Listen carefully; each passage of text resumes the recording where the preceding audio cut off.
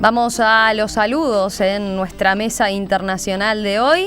Primero, quienes están aquí en estudios, que ustedes ya escucharon, Darío Klein. ¿Qué tal? Buen día, Darío. Buenos días a todos. Leonel Harari. ¿Qué tal? Buen día, Leonel. Buenos días para todos. Y ahora vamos a hacer los saludos correspondientes a los que nos están mirando a través de la web ya desde el exterior y que ustedes van a poder seguir obviamente a través de nuestro sitio web en perspectiva.net. Nicolás Albertoni en Washington, Estados Unidos. ¿Qué tal, Nico? Buen día. Buenos días, Romy. Buenos días, amigos. Y Rafael Mandresi, nuestro corresponsal en París, Francia. ¿Qué tal? Buen día, Rafael. Hola, buen día. ¿Qué tal? ¿Cómo es la jornada por allí en Washington y en París? ¿De qué temperaturas hablamos? Bueno, acá estamos, ya se está yendo el verano, se empieza a notar, pero seguimos con un clima muy lindo. Desde yo aquí en Washington debe haber unos 20 y tantos, 28 debemos estar ahora, pero sí, venimos de 30, pasado de los 30 grados, así que se empieza a notar que bueno, se hace más tenue el clima, pero en fin, muy lindo, una muy linda mañana. ¿Y allí en París, Rafael? Exactamente igual, con un poco más gris probablemente que lo que acaba de describir Nico, pero con alta temperatura. Nuestra envidia, entonces. Ahí a Rafael lo pueden ver, ahí ubicado en la cocina, que ya se ha vuelto como un clásico de la escenografía, ¿no? Yo no voy a decir los cacharros, como dijo la otra vez Emiliano, porque no. No, pero tiene vinos nuevos ahí atrás, me parece, ¿eh? Siempre. Está bien, hay que renovar el stock. Bueno, ¿vamos al primer tema? La debilidad que ha venido mostrando la economía china en las últimas semanas provocó ayer lo que los analistas denominaron un lunes negro para las bolsas de todo el mundo, que hoy se mantuvo, al menos en Asia, donde los principales mercados volvieron a sufrir fuertes pérdidas. Según afirman diversos analistas, las principales causas de esta ola de malos resultados en las bolsas del mundo pasan por la preocupación de que China, como motor de crecimiento mundial, vaya más lento de lo previsto. Las sorpresivas devaluaciones sucesivas del yuan que se han producido desde el 11 de agosto pasado han sido percibidas como un intento desesperado de las autoridades chinas para impulsar sus exportaciones y su actividad económica.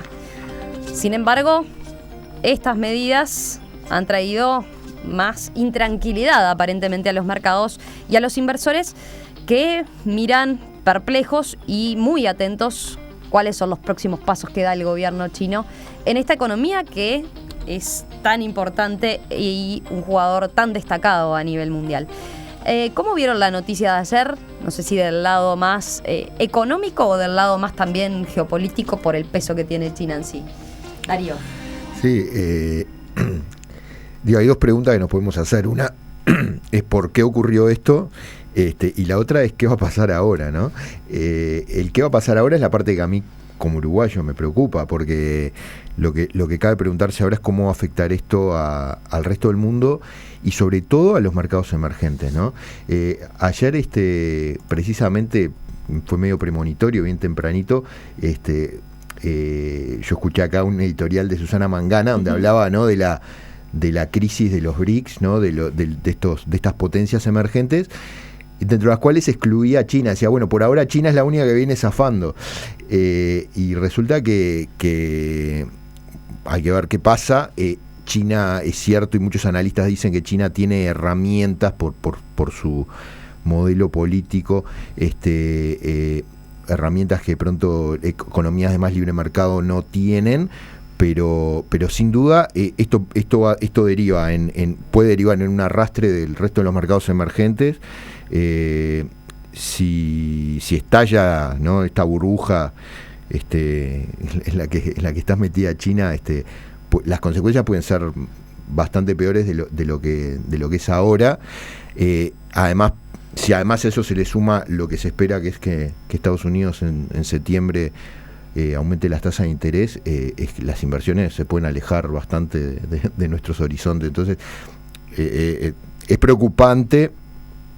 Y luego está el porqué, ¿no? Que capaz que después se puede profundizar más, pero hoy estuve leyendo, hay un analista estadounidense que se llama Kenneth Rogoff, que él escribió un libro que el título es en inglés, this time is different, porque o sea, esta vez es distinto. Y el que él plantea, bueno, cada vez que hay una crisis financiera en algún lugar del mundo, todo el mundo la ve venir, pero dice, no, pero esta vez va a ser diferente y no va a pasar, ¿no? Y en realidad termina pasando. Es cierto, porque hace tiempo que se viene hablando de la amenaza de China, de que en algún momento, bueno, su posible explosión, y sin embargo, bueno, se veía como todavía algo... Es que cada vez que se habla de una alejado. burbuja, la burbuja tiende a explotar, ¿no? Y en general lo que está detrás de esa explosión, y que es lo que plantea Rogoff, es... en general lo que hay detrás es un exceso de deuda, ¿no? El gran tema, China tiene 28 billones de dólares de deuda, o sea, billones uruguayos, ¿no? No billones gringos que son, o sea, son trillones serían en la moneda estadounidense. Son 28 millones de millones de deuda, que es como algo así como el 280% de su PBI. Es impresionante. Rafael, ¿tú cómo lo ves desde un poquito más cerca? Sí, pero es una lejanía es una cercanía y por lo tanto una lejanía muy relativa.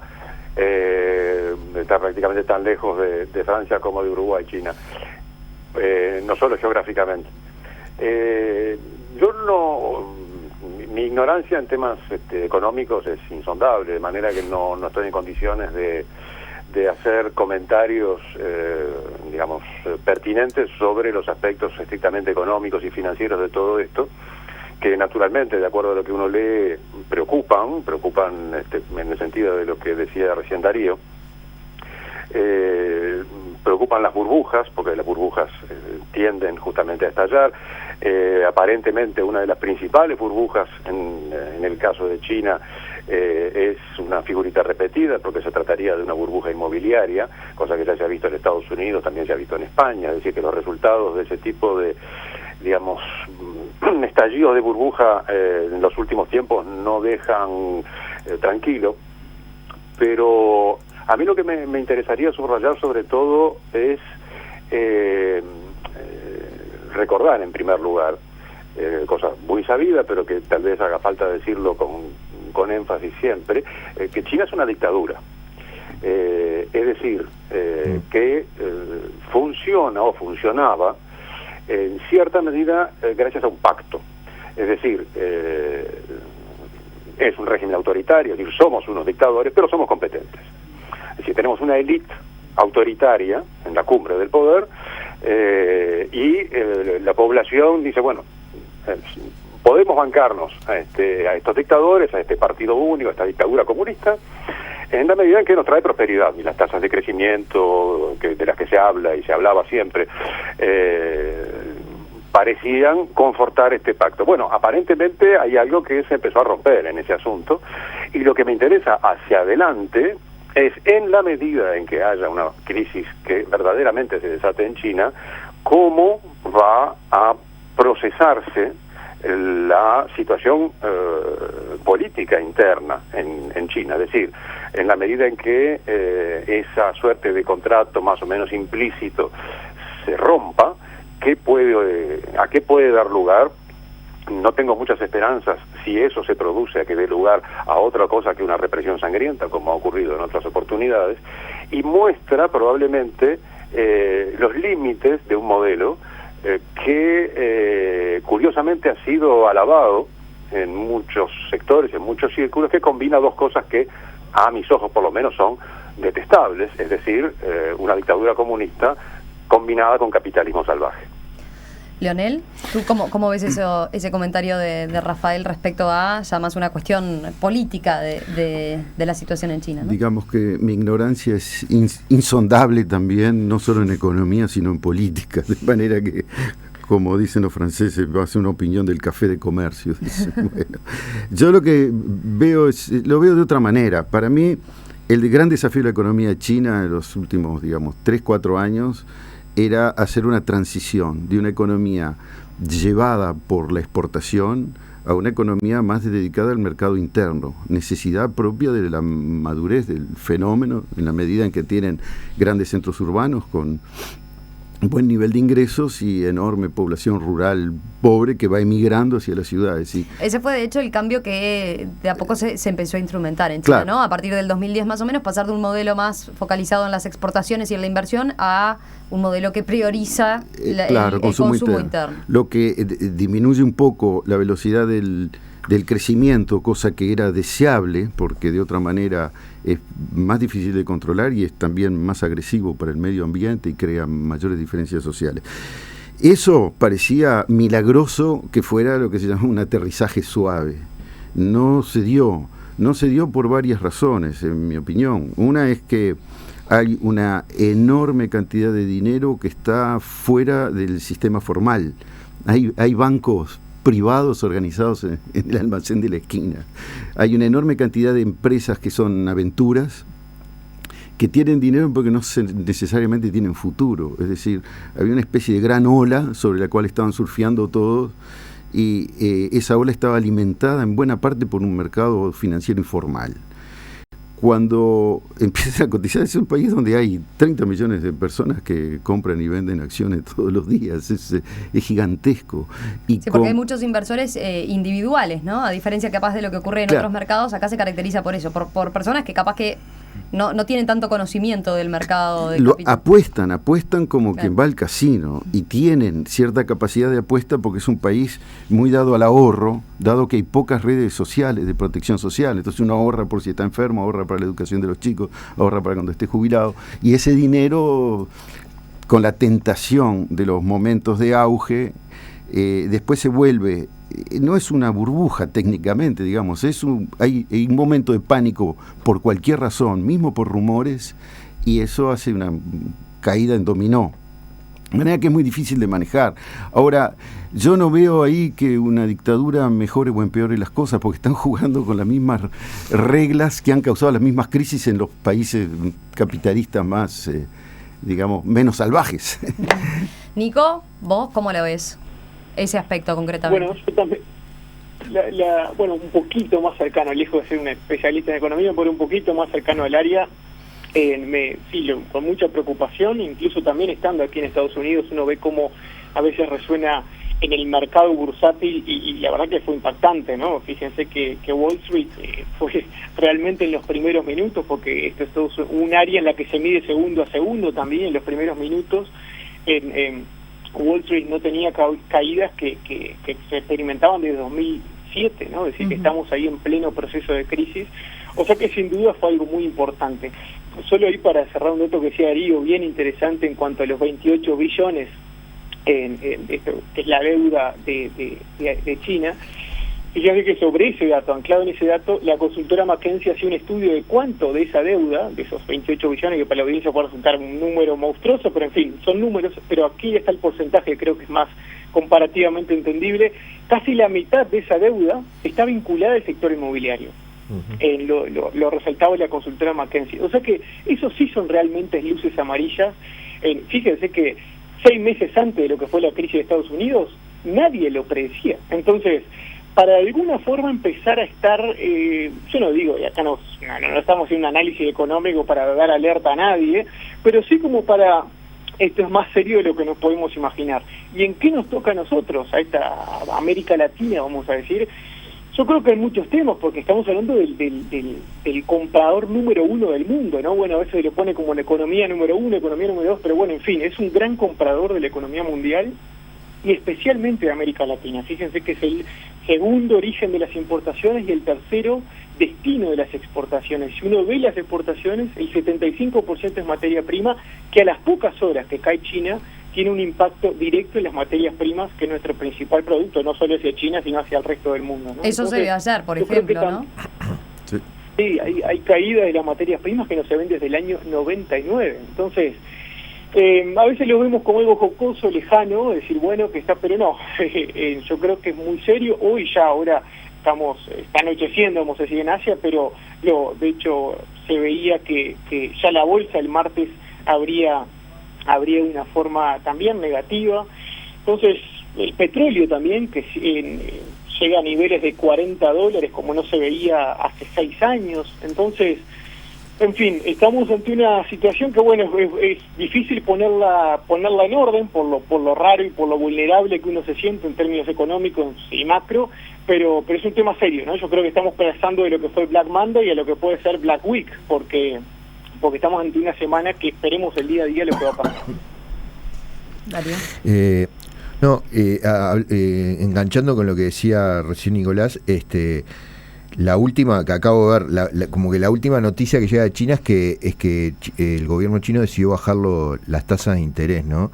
Como una forma de responder a estos 2 días de caída, porque ya no fue el lunes, sino el lunes y el martes. El martes también fue martes negro también. Es el quinto recorte de tasas de interés y también redujo las reservas obligatorias que tienen que tener los bancos. Esto también en un intento de volcar más dinero al mercado y reflotar así, ¿verdad?, los mercados. Y esto a mí me lleva a 2 preguntas. Una es precisamente, bueno, enganchando también con lo que decía Mandresi, ¿cuáles son las herramientas que tiene un sistema o un gobierno comunista, autoritario, a diferencia de una democracia libre, para evitar estas crisis? Esa es una de las grandes preguntas que se hacen muchos analistas económicos. Es decir, bueno, China, ¿las reglas del mercado aplican de igual manera en China o no? Es decir, ese control absoluto que tiene el gobierno chino de muchos aspectos de la sociedad, le permitirán tomar medidas que salven esta situación de una manera que en una democracia sería impensable. Es decir, esta situación tal como está hoy, si estuviera ocurriendo en cualquier otro país del mundo, probablemente no hay forma de evitar una crisis enorme. En China todavía hay dudas por eso, por esa, no sé cómo llamarla, si flexibilidad que tiene el gobierno por el hecho de controlar todos los aspectos de las economías, a pesar de manejarse dentro del sistema capitalista, pero no hay un libre mercado. De hecho ha tomado un montón de medidas, ¿no?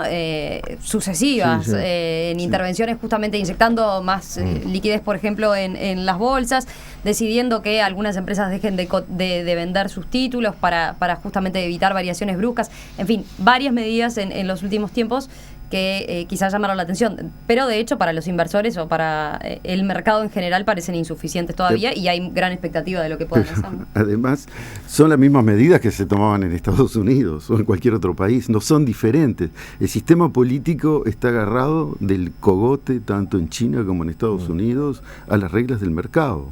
Están actuando exactamente igual que cualquier otra economía del mercado. No han hecho otra cosa que aumentar la liquidez para evitar que se enfríe del todo la economía.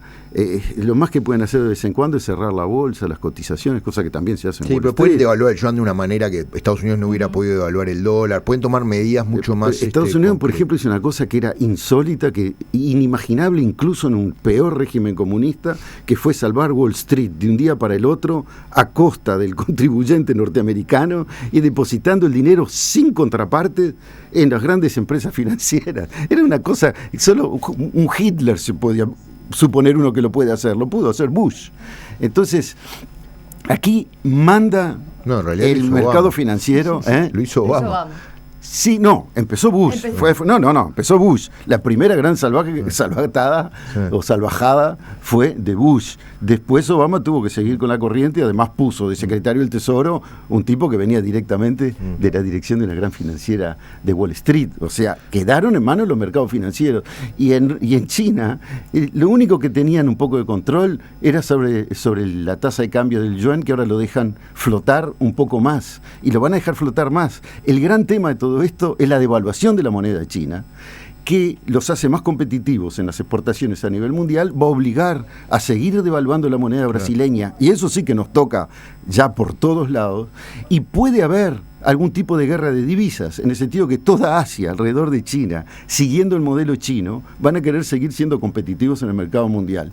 China perdió competitividad en estos años, porque hay una mejora del nivel de vida y hay cierta presión de esa nueva emergente clase media, digamos, interior, para consumir más, lo que está haciendo más cara la producción china. Por eso China devalúa, para relanzar su economía lo van a hacer Vietnam y los otros países del sudeste asiático, lo va a tener que hacer Brasil, y es por ahí donde creo que nos va a tocar más la cosa, pero yo creo que el régimen político... Y si político, eso se suma, que Estados Unidos suba las tasas, puede hacer que incluso más...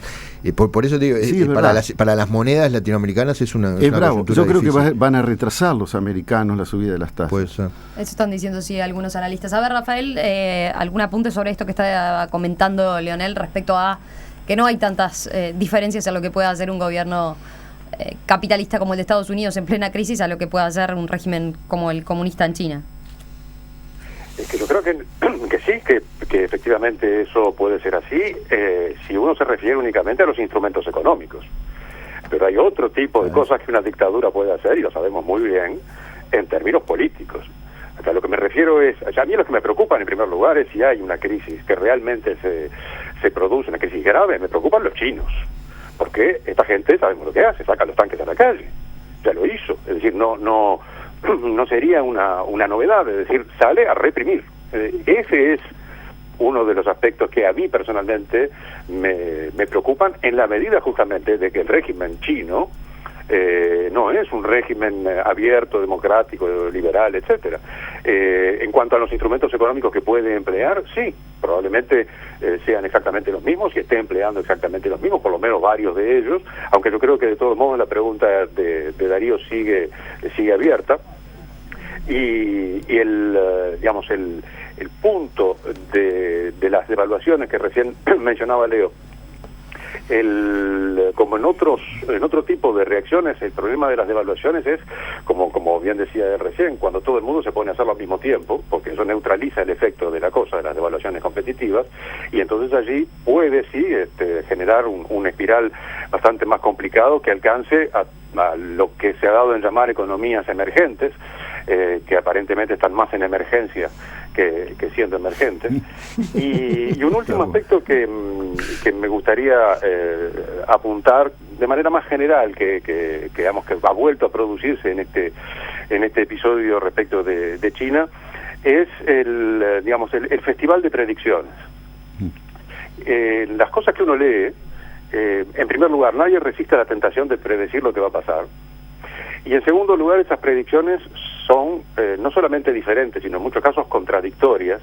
Y esto, sin ofender a nadie, me sirve para poner un punto, insisto, de orden general, en cuanto a las predicciones que provienen de las llamadas ciencias sociales, y en este caso de la economía en particular, que son más o menos como las de Boris Christoph. Es decir, la capacidad predictiva de los economistas no resiste al contraste con los hechos después de la predicción tal como se suceden, y no hablo de los economistas porque son a quienes más se escucha en términos públicos, pero también vale para otras disciplinas, y por lo tanto lo que me parece, ya que la prudencia predictora no es la regla, sí la prudencia a la hora de recibir esas predicciones en el debate público. Nico, para cerrar vos.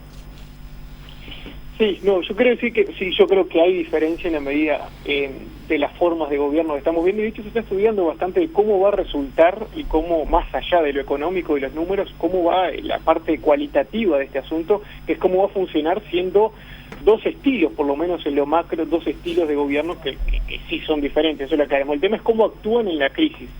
Y aquí hay un detalle, estamos hablando de algo que es netamente especulativo, es decir, todo se basa en el mercado bursátil y en la especulación.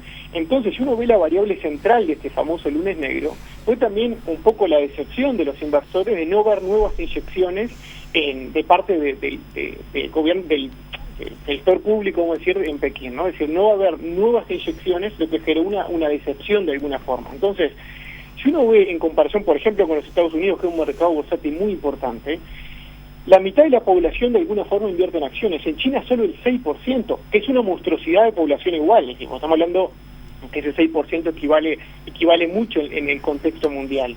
Pero en otras palabras, de alguna forma, la correa de transmisión que uno ve entre la bolsa y la economía real china es diferente a la que puede notar en Estados Unidos. Entonces, lo que, de alguna forma, la especulación que sí existe en este ámbito termina siendo también perjudicial para el resto del mundo, porque China de alguna forma es lo que repercute en el resto del mundo. Estados Unidos sí, pero también tiene mucha economía doméstica de lo que está pasando en su mercado bursátil. Pero China lo preocupante es que impacta en muchas otras cosas. Entonces, por ejemplo, una devaluación de China impactó en el real brasilero por un 1% de evaluación también. Entonces, uno ve que de alguna forma hay mucho más interconexión con la economía china, por eso es preocupante. Y se tiende a esperar más del gobierno chino, porque de alguna forma uno prevé que es más intervencionista. No digo que Estados Unidos lo sea, que se ha jactado, además de decirse capitalista y ampliamente liberal, de muy intervencionista también. Pero yo creo que cuando se habla de especulación, el especulador tiende a esperar mucho más del gobierno chino que lo que podría esperar del libre mercado norteamericano. Entonces por eso me preocupa, porque cuando algo va en caída, donde el gobierno no intervenga, puede caer más todavía, ¿no? Porque si ya viene en caída, entonces eso puede generar más esa especulación de intervención del gobierno, pero puede en este caso verse negativamente. Leonel, que tenías un breve apunte que te había Tengo quedado. un brevísimo apunte por las reflexiones de Rafael sobre política y economía. Quería decir que los dos más brillantes economistas del siglo XX de ideología neoliberal, Friedrich von Hayek y Milton Friedman, los dos premios Nobel, los dos eran partidarios de la dictadura y apoyaron a Pinochet abiertamente. Friedman fue a Chile, lo apoyó, le dio la Universidad de Chicago al servicio de Pinochet. Ellos creían en la absoluta libertad del mercado y la total dictadura para la sociedad. Punto. Darío. No, y creo que una de las preguntas que ahora resta también hacerse es cuán interconectado está el mundo. No hablamos de la globalización. China y los chinos y el gobierno chino y particulares chinos son dueños de muchas empresas estadounidenses y de enormes porciones de la bolsa norteamericana. Entonces hay que ver también esto cómo repercute en Estados Unidos específicamente. Y simplemente en segundo lugar, simplemente para dejar claro, no es que cuando yo planteé que mi acento y mi preocupación era cómo repercutía esto en América Latina, no quiere decir que no me preocupe cómo puede llegar a repercutir en los chinos, que sin duda debería ser la principal preocupación, porque lo que plantea Rafael es absolutamente cierto. Entre las herramientas que tiene la dictadura comunista china para solucionar problemas económicos está la represión. Hacemos una breve pausa y ya continuamos aquí en la mesa de En Perspectiva.